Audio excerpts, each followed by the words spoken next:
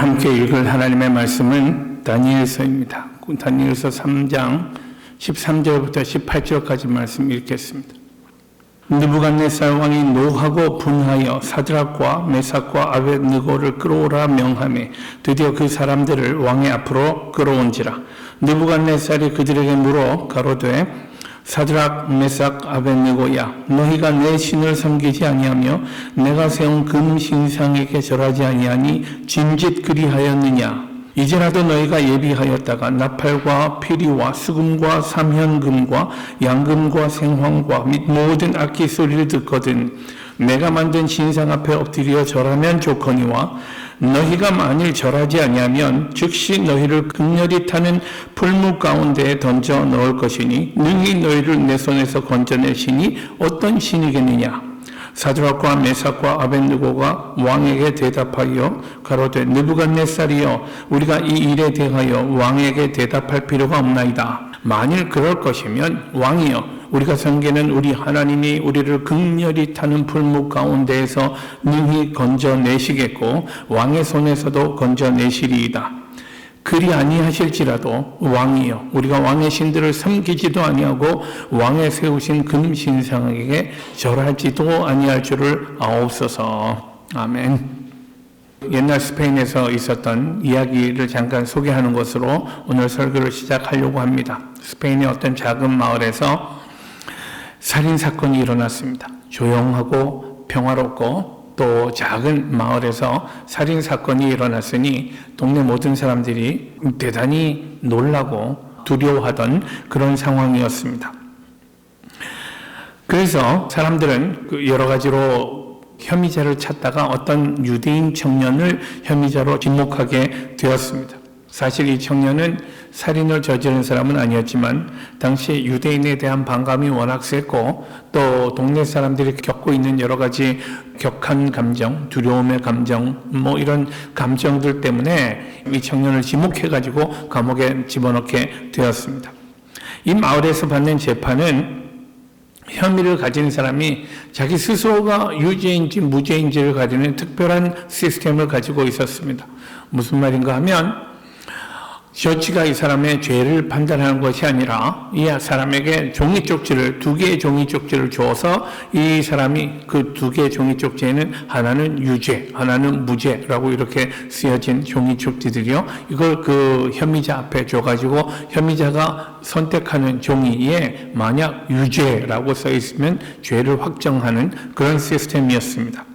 그런데 이 살인사건의 경우 마을 사람들이 워낙 격렬한 감정 가운데 있었고 유대인들에 대한 그런 혐오 감정이 있었기 때문에 이 저지가 음모를 꾸미게 됩니다. 이 청년을 어쨌거나 유죄로 몰기 위해서 종이쪽지 2개에다 모두 다 유죄라고 써놓기로 계획을 하고 이제 그렇게 준비하고 있었습니다. 이 사실을 청년이 알게 되고 큰 번민에 빠졌습니다. 자기는 억울하게 잡힌 몸인데 죄를 저지르지도 않고 사형을 당해야 하니 얼마나 답답했겠습니까?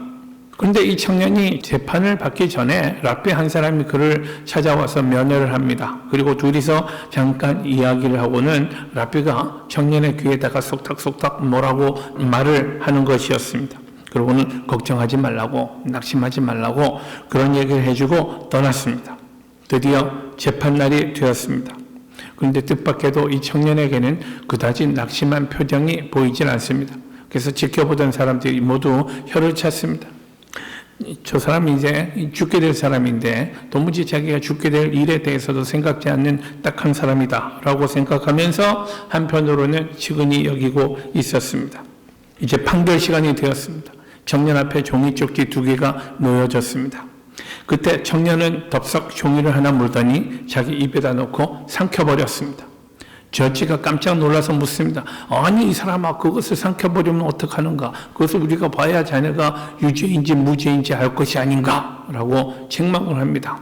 그랬더니 이 청년이 이 2 중에 하나는 무죄라고 쓰여 있을 것이니까 만약 여기 놓여 내가 집지 않은 다른 종이 쪽지에 유죄라고 써 있으면 내가 먹은 건 무죄겠지요? 하고 이렇게 해서 그 청년은 결국 무죄임을 사람들에게 확인시켰다라는 그런 이야기가 있습니다. 이 이야기의 교훈은 뭡니까? 이 이야기가 우리에게 주는 교훈이 뭐라고 생각하십니까? 저는 기본적으로는요, 하나님이 하나님의 백성을 보호하신다. 모든 여러 가지 억울하고 어려운 상황 속에서 하나님은 당신의 백성들을 보호하신다라는 것이 이 이야기의 교훈이라고 생각을 합니다. 전능하신 하나님은 우리를 건져 주실 것이다 라는 교훈을 사람들에게 남기는 이야기라는 말입니다. 오늘 본문은 남왕국 유다가 바벨론에 함락되고 많은 사람들이 바벨론의 포로로 끌려갔던 그 시기를 배경으로 하고 있습니다. 다니엘서는요, 비록 이방 나라 바벨론에서 포로 생활을 하고 있다 할지라도 하나님의 백성에게는 그래도 소망이 있다라는 사실을 보여주는 책입니다. 전능하신 하나님이 함께 하신다면 우리 보기에 상황이 절망적이고 소망이 보이지 않는다 해도 그래도 하나님이 함께 하시는 하나님의 백성들이라면 그런 상황이 별로 문제가 되지 않는다라는 사실을 우리가 발견할 수 있게 되면 좋겠습니다. 하나님의 백성이라면 그러므로 상황에 상관없이 우리는 언제나 낙관적일 수 있고 긍정적일 수 있다라는 그런 충분한 이유를 우리가 발견하게 됩니다. 특별히 오늘 본문의 기사는요, 다니엘의 세 친구요, 사드락, 메삭, 아벳느고라는 이 세 친구의 놀라운 믿음에 대해서 우리에게 보여주고 있습니다. 이 사람들은 모두 바벨론의 다니엘과 함께 잡혀온 아이들이었습니다. 근데 이 아이들은요, 이스라엘의 왕족 출신들이었습니다. 그러니까 여러 가지 쓰임새가 있다 생각을 해서요, 이 아이들은 왕실에서요, 특별히 대우하면서 바벨론 왕궁에서 왕의 진미를 먹으면서 특별한 교육을 시키고 나중에 그 교육 과정을 마친 다음에는 왕의 비서 같은 역할을 할 수 있도록 하는 아이들이었습니다. 그러니 이 아이들은 포로 생활을 하고 있기는 했지만 그다지 큰 불편은 없는 음식이라든지 또는 생활 환경이라든지 혹은 교육도 최고의 교육을 받는 아이들이었기 때문에 당시의 현실이 그다지 답답하지 않은 아이들이었습니다. 그러니까 오늘 우리식으로 말하자면 미래가 보장되어 있던 아이들이었다는 말입니다. 그리고 그곳 생활에 큰 불만을 가지지 않았을 것이다 라는 그런 추측을 우려할 수 있습니다. 다니엘서 가만 보면 이 아이들에 대해서 설명하는 부분이 있습니다. 1장 4절 말씀이요. 다니엘서 1장 4절에 보면 이 아이들이 모두 흠이 없고 아름다우며 모든 재주를 통달하며 지식이 구비하며 학문에 익숙한 아이들이었다라고 그렇게 기록하고 있습니다. 탁월한 사람들이었다는 말입니다. 그러니까 이 탁월한 아이들에게 좋은 교육을 시켜서 그 나라의 관료로 사용하겠다라는 그런 계획이 느부갓네살에게 있었다는 말입니다. 이런 대접을 받던 아이들. 근데 그 많은 아이들 가운데서 특별히 이 세 친구, 다니엘과 이 세 친구에게는요, 다른 아이들과는 구별되는 한 가지 사실이 있었습니다. 그 구별되는 점이 뭐였냐면, 다른 아이들은 모두 왕궁에서 제공되는 좋은 음식을 먹으면서 마음껏 그렇게 생활하고 있었지만 이 아이들은요, 왕궁에서 제공되는 음식은 먹지 않겠다라고 선언했던 사실입니다. 이 성장기 아이들이요, 좋은 음식 먹지 않겠다고 말하는 것이 쉬운 일이 아니었을 것입니다. 성장기 아이들에게 이 음식이 얼마나 중요합니까? 아이들의 성장이나 여러 가지 면에서 말이죠. 음식 잘 먹는 것 굉장히 중요한 일입니다. 생각해 보십시오. 좋은 음식을 탐하는 마음이 이 시기 아이들의 특징이 아니었겠습니까? 그러나 이 아이들은 왕궁에서 제공되는 진수성찬을 우리는 먹지 않겠다라고 말을 하고 있습니다. 이 아이들이 왕궁의 음식을 거부했던 이유는요, 이 음식이 바벨론 신에게 바쳐졌던 음식이었기 때문입니다. 성경에는 이 아이들이 다니엘은 뜻을 정하여 왕의 진미와 그의 마시는 포도주로 자기를 더럽히지 아니하리라 하고 자기를 더럽히지 않게 하기를 황관장에게 구하니 그랬습니다. 다른 신에게 바쳐졌던 음식을 우리가 먹음으로써 스스로를 하나님 앞에 더럽히지 않겠다라는 이런 결심을 했던 거죠. 이 아이들이 이런 결심을 할 수 있었던 것이 참 놀라운 일이다 생각합니다. 얼마나 귀한 믿음인가 생각합니다. 그랬더니 하나님께서는요, 이 아이들의 신앙을 기뻐하셨습니다. 그래서 이 아이들이 먹은 것은 채소와 물뿐이었다고 했습니다만은, 그러나 이 아이들이 기름진 왕궁의 진미를 먹은 다른 아이들보다 더욱 얼굴이 아름답고 살이 윤택하였다라고 성경은 기록합니다. 그러니까 하나님께서 보호하시는 것이요, 하나님께서 케어하시는 것이 보이지 않습니까? 결국 3년 후에 다니엘과 이 세 친구는 다른 아이들보다 월등한 성적으로 공부를 마치고 왕궁에서 왕의 비서로 일을 하게 되었습니다. 우선 이 귀한 믿음이 참 좋아 보입니다. 이제 세월이 조금 흘렀습니다. 그동안 느부갓네살 왕은요, 금으로 거대한 신상을 만들게 됩니다. 이 신상이 얼마나 컸든지 높이가 30m예요. 폭이 3m나 되는 그런 신상이었다고 합니다. 그걸 금으로 만들었으니 얼마나 공을 들였는지 알 수 있습니다.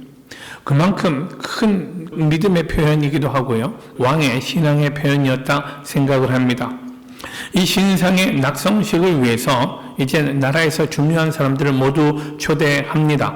낙성식을 위해서 큰 규모의 악단도 불렀습니다. 이제 악단에서 음악을 연주하게 되면 사람들이 일제히 신상에 절하게 되어 있습니다. 만약 이 신상에 절하지 않는 사람이 있다면 그는 왕의 명령에 불복종하는 거죠. 근데 왕의 명령에 불복종하는 이유를 보면 왕의 권위에 도전하기 때문에, 왕을 왕으로 인정하지 않기 때문에, 그러니까 왕의 명령에 불복종하는 거죠. 그러니 이런 사람은 궁극적으로 반역 행위로 간주하겠다라는 것이 느부갓네살의 결심이었습니다. 또 이 왕은 이런 사람이요, 신상에 절하지 않을 사람이 있을 경우를 대비해서 옆에 풀무에다가 불을 붙여 놓으라고 그렇게 명령하고 있는 상태였습니다. 근데 그 풀무는 여러분 화로요, 벽돌로 만든 큰 화로였습니다. 이 안에 한 서너 명 정도가 들어갈 수 있는 규모였다고 그럽니다. 그리고 당시에 사람들을 사형에 처할 때에 화형 있지 않습니까? 이 화로를 통해서 화형에 처하는 경우가 종종 있었다고 그럽니다. 그러니까 이 풀무 안에는요, 사람의 타지 않고 남은 뼈들이 여기저기 굴러다니는 그런 형편이었을 것이다 말을 합니다. 거기에 불을 붙여서 그곳에서 태워 죽이겠다고, 신상에 절하지 않는 사람은 그렇게 태워 죽이겠다고 선언을 했습니다. 악단에서 이제 음악을 시작하고 있습니다. 사람들이 일제히 허리를 굽혀서 땅에 엎드립니다.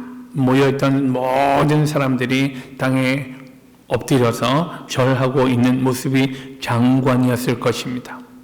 그런데 그 중에 세 사람이 절하지 않고요, 우뚝 서 있었습니다. 모두 엎드린 가운데 세 명이 우뚝 서서 움직이지 않고 있었습니다. 주변의 모든 사람이 엎드리고 있는데 세 사람이 우뚝 서 있었으니까 얼마나 눈에 잘 띄었겠습니까? 이 사실을 보고 왕이 화를 냅니다. 격분합니다. 이것은 단순히 절하지 않는 정도가 아니라 왕의 명령에 순종하지 않는 것이고, 왕의 권위에 불복하는 것이고, 결국 왕에게 반역하는 행위라고 왕은 생각합니다. 신상에 절하기 어렵다면 먼저 왕과 조용히 상의할 수 있지 않았겠습니까? 혹은 간접적인 방법으로라도 자기들의 어려운 형편에 대해서 왕에게 넌지시 설명할 수 있었을 것입니다만은, 그러나 이 세 청년은요, 모든 사람들이 보는 앞에서 노골적으로 왕에게 도전하는 듯한 행위를 했습니다. 그러니 왕의 체면이 심히 손상된 것은 말할 나위 없습니다. 이 청년들이 그렇게 했던 것은요, 그들이 순종해야 할 대상이 느부갓네살이 아니라 하나님이었기 때문입니다. 그들이 섬겨야 할 신은 이방 신이 아니라, 바벨론의 신이 아니라 여호와 하나님이었기 때문입니다. 결국 그들은요, 느부갓네살에 속한 사람이 아니라 하나님께 속한 존재였다는 선언이었을 것입니다. 그들이 진정으로 충성하고 있는 대상은 왕이 아니라 하나님이었다고요. 이 젊은이들은 오직 하나님만 예배하는 사람들이었습니다. 하나님을 예배하는 사람들이 하나님 아닌 다른 곳에 엎드려 절할 수 없습니다. 그래서 왕은 즉시 이 청년들을 왕 앞으로 끌고 오도록 했습니다. 많은 사람들 앞에서 자기에게 망신 준 것이 얼마나 화가 났겠습니까? 또 그런 사람은 즉시 7배나 또 극렬하게 타는 풀무 가운데 집어넣겠다라고 선언을 했지만, 그렇다고 해서 이 청년들을 아끼는 마음이 있었기 때문에 당장 죽여 없애고 싶지 않았습니다. 그래서 조용히 타이릅니다. 너희가 왜 내 신에게 절하지 않았냐? 나도 절하고 모든 사람들이 다 절하는 내 신에게 너희들도 같이 절해야 하지 않느냐? 일부러 그런 것이냐? 일부러 그런 것 아니라면 지금이라도 내가 다시 기회를 줄 테니까 이제 다시 악단이 소리를 낼 때 그때 같이 다른 사람들하고 같이 엎드려서 절을 하면 내가 없었던 것으로 할게. 이 너희들 아까 했던 그 모든 잘못은 내가 기억지 않고 없었던 일로 해주겠다라고 그렇게 말을 합니다. 그때에 젊은이들이 대답한 내용을 보십시오. 오늘 16절 말씀입니다. 느부갓네살이여, 우리가 이 일에 대하여 왕에게 대답할 필요가 없나이다 라고 말합니다. 달리 긴 말하지 않겠습니다. 우리 변명하지 않겠습니다 라는 것입니다. 이때 보십시오. 이 청년들이 부른 말을 보십시오. 왕이여 라고도 부른 것 아니고요, 또 느부갓네살 왕이여 라고 하지도 않았습니다. 다만 그의 이름을 부릅니다. 느부갓네살이요, 느부갓네살이요. 이게 지금 동방의 나라들에서 이런 일이 있을 수 있습니까? 자기 생명을 말 한마디로 행사 여부를 결정할 수 있는 사람에게 왕이라고 존중하는 말도 호칭도 쓰지 않고요, Your Majesty 같은 말 있잖아요. 이런 거 하지 않고 그냥 느부갓네살이요 라고 말하는 모습을 보십시오. 그들은 왕의 명령에 결단코 따르지 않을 것임을 분명히 밝히고 있습니다. 결국 이 세 사람은 평소보다 7배나 더 뜨겁게 달구어진 풀무불에 던져졌습니다. 불이 얼마나 뜨거웠든지 이 사람들을 붙들고 있던 다른 사람들이 타 죽을 정도였습니다. 근데 그때 느부갓네살은요, 놀라운 장면을 보게 됩니다. 풀무 안에 세 사람을 집어넣었단 말이죠. 그런데 그가 보니 세 사람이 아니라 네 사람이 있더란 말입니다. 네 사람이요. 그 네 번째 사람이 누구였겠습니까? 우리는 예수 그리스도예요. 이 땅에 성육신하셔서 오시기 이전에 예수 그리스도였던 것으로 우리는 알고 있습니다. 이 네 번째 사람을 보는 순간 느부갓네살은 두려움에 휩싸이면서 이 세 사람을 다시 나오게 했습니다. 풀무에서 나온 세 사람은 전혀 상하지 않았습니다. 머리카락 하나 상하지 않고요, 뭔가 탄 냄새 하나 나지 않습니다. 옷 색깔도 변하지 않았고 그슬린 부분도 없습니다. 이 사실을 보고는 느부갓네살은 하나님의 능력을 확인하게 됩니다. 그리고 이 청년들을요 더욱 높였다고, 그들을 승진시키기까지 했다고 성경은 기록합니다. 이렇게 다니엘서는 이 이야기를 해피엔딩으로 끝내고 있습니다. 그리고 다니엘서가 남긴 이 기사의 교훈도 하나님이 우리를 구해주신다라는 이런 교훈이라고 생각을 합니다. 그러나 여러분, 저는 오늘 이 세 사람의 기사는 이런 하나님의 보호, 하나님의 백성을 하나님이 어떻게 지켜주시고 보호하시는가라는 이 메시지뿐만 아니라 또 다른 대단히 중요한 메시지를 우리에게 던져주고 있다 생각합니다. 하나님은 언제나 하나님의 일을 하시잖아요. 하나님은 신실하신 분입니다. 하나님은 당신의 말씀을 어기지 아니하시는 분입니다. 그러니 하나님이 내가 너의 하나님이 되고 그랬으면 하나님은 언제나 우리의 하나님이 되실 분입니다. 그런데 우리는 어떻게 하는가? 우리는 그 하나님 앞에 어떻게 하는가에 대한 도전을 제기한다고 믿습니다. 우리가 처한 상황이 어떻든 간에 우리가 섬기고 예배해야 할 대상은 오직 하나님 아버지라는 사실을 분명히 알아야 합니다. 오늘 세상에 우리를 이렇게 혼란스럽게 만드는 얼마나 많은 부분들이 있는지 모릅니다. 그러나 우리는요, 오직 하나님께만 절하고 하나님만을 예배하는 하나님의 백성들이 되어야 합니다. 느부갓네살이 이 세 사람을 불러서 신상에 절하도록 한 번 더 설득할 때 그들이 했던 말을 보십시오. 지금 이 청년들 입장에서는요, 자기들이 풀무에 던져진다면 결과는 뻔합니다. 그죠? 결과는 하나밖에 없습니다. 그 무시무시한 불을 누가 견딘단 말입니까? 풀무불 하면 죽음입니다. 죽음. 하나님이 과연 그들을 살려주실지 또는 살려주지 않으실지 그들은 알 수 없습니다. 그래서 그들이 대답하는 말은 이겁니다.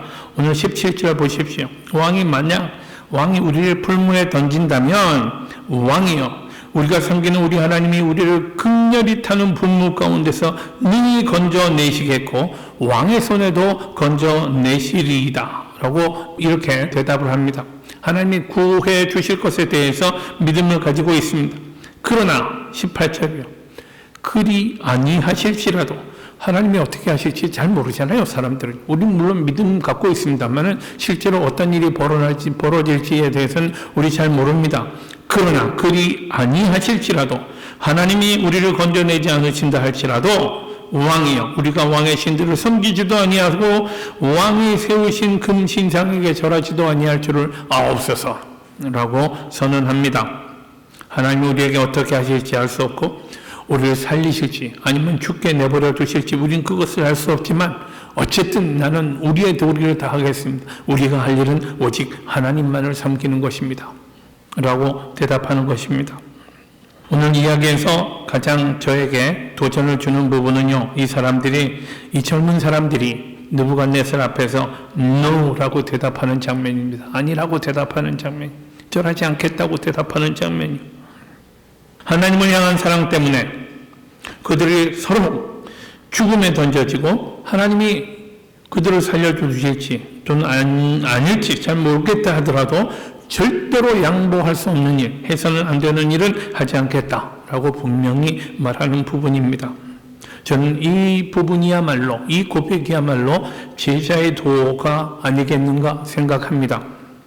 요즘에는요, 우리가 먼저, 우리 많은 사람들이 많이 모여드는 그런 좋은 예배를 우리가 하나님 앞에 드릴 수 있으면 얼마나 좋겠습니까? 우리 그때를 사모하면서요, 먼저 우리가 바로 세워져야 할 것에 대해서 여러 가지로 말씀을 우리가 배우고 읽고 하고 있습니다. 진정한 제자의 도에 대해서 오늘은 우리에게 하나님이 말씀을 주십니다. 다시 한번 말씀드립니다. 이 청년들이 느부갓네살에게 아니라고 말했을 때 그것은 사실 죽음을 의미하는 말이었습니다. 나는 죽더라도 안 하겠습니다. 그렇게 안 하겠습니다. 라는 말입니다. 서로 죽음에 이른다 할지라도 나의 충성과 나의 사랑은 오직 하나님께만 있습니다. 오직 하나님께만. Soli Deo Gloria. 아십니까? 여러분, 오직 하나님께만 영광, 오직 하나님만 나의 예배를 받으실 분입니다 라고 하는 이 고백이요, 이 고백의 능력을 우리가 배울 수 있게 되기를 원합니다. 오늘날에도 얼마나 많은 것들이 우리에게 나는 하나님의 자녀임을 잊게 하고 또 나도 모르는 사이에 다른 신상에 절하도록 요구하는지 모르겠습니다.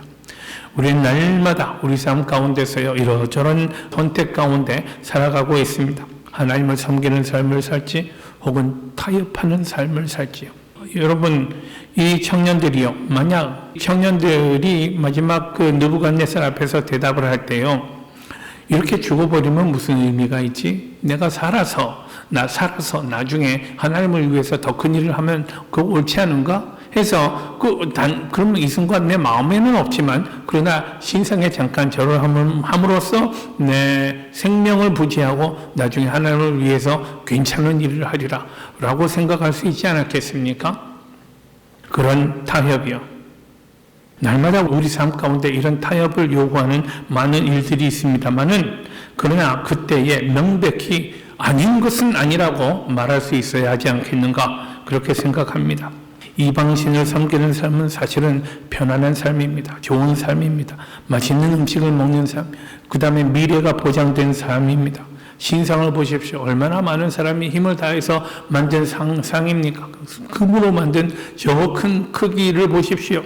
많은 사람들이 함께 가는 그 길, 나도 한 걸음 내가 보탠다 해서 무슨 대세에 큰 지장이 있겠는가 생각을 합니다. 그러나 여러분, 이방인 신상에는 생명이 없지 않습니까? 거긴 생명이 없습니다. 하나님을 섬기는 삶, 하나님만 섬기는 삶에는 참 우리가 포기해야 할 많은 부분들이 있습니다. 좋아 보이는 것들이요, 내 인생에 도움돼 보이는 것들, 이런 것들에 대해서 우리는 때로 아니라라고 말해야 하는 삶인 만큼 사실은 고달프고 어렵습니다. 예수님은 그래서 생명으로 이르는 문은 그 길이 좁고 협착하여서 그 길을 걷는 사람이 많지 않다라고 예수님 말씀하신 바 있습니다. 느부갓네살 앞에서 노라고 단호하게 대답하는 그런 삶은요, 실제로 뜨거운 풀무에 던져질 수도 있는 삶입니다. 때로 이 삶은 십자가를 져야 하는 삶입니다. 이 삶 때문에 죽음이 바로 눈앞에 보이는 순간을 맞이하게도 됩니다. 그러나 여러분, 이 삶은 하나님이 함께 하시는 삶 아닙니까? 하나님이 함께 하시는 삶입니다. 불길이 얼마나 맹렬한지 생명 있는 것들은 순식간에 불살라버리는 그런 풀무 속에서도 하나님의 아들이 몸소 우리와 함께 하시며 우리를 지켜주시는 삶이 바로 그 삶입니다. 단호하게 현실과 타협하지 아니하는 삶이에요. 우리 삶에 고통이 없을 수 없습니다. 어려움이 없을 수 없습니다. 그러나 하나님을 섬기는 삶에는요, 하나님이 건져내시리라는 확실한 믿음이 있습니다. 그렇게 십자가를 짊어지는 고통도 견딜 수 있게 되는 것입니다. 사랑하는 교우 여러분, 하나님이 건져내실 것입니다. 혹시 그리 아니하실지라도 그래도 우리들은 하나님만을 섬기겠습니다. 라는 이 세 사람의 고백을 항상 기억하십시다. 그리고 이 능력을, 이 믿음의 고백의 능력을 우리가 배울 수 있게 되면 얼마나 좋겠습니까? 이 고백이 오직 하나님만을 섬기겠다는 우리의 이 다짐이 우리를 하나님 앞에 든든히 서게 하고 우리 자손이 대대손손 하나님 앞에 인정받게 되는 축복의 비결임을 기억하시는 복이 우리에게 있기를 바랍니다. 기도하십시다. 고마우신 하나님, 오늘도 우리에게 말씀하여 주시니 감사합니다. 이 믿음의 복을 우리가 배우기를 원합니다. 하나님, 나는 오직 하나님만을 섬기겠습니다. 그리 아니하실지라도 오직 나는 하나님만을 섬기는 주의 종이 되겠습니다. 결단하며 고백하는 주의 종들 되게 하여 주옵소서. 예수님의 이름으로 기도하옵나이다. 아멘.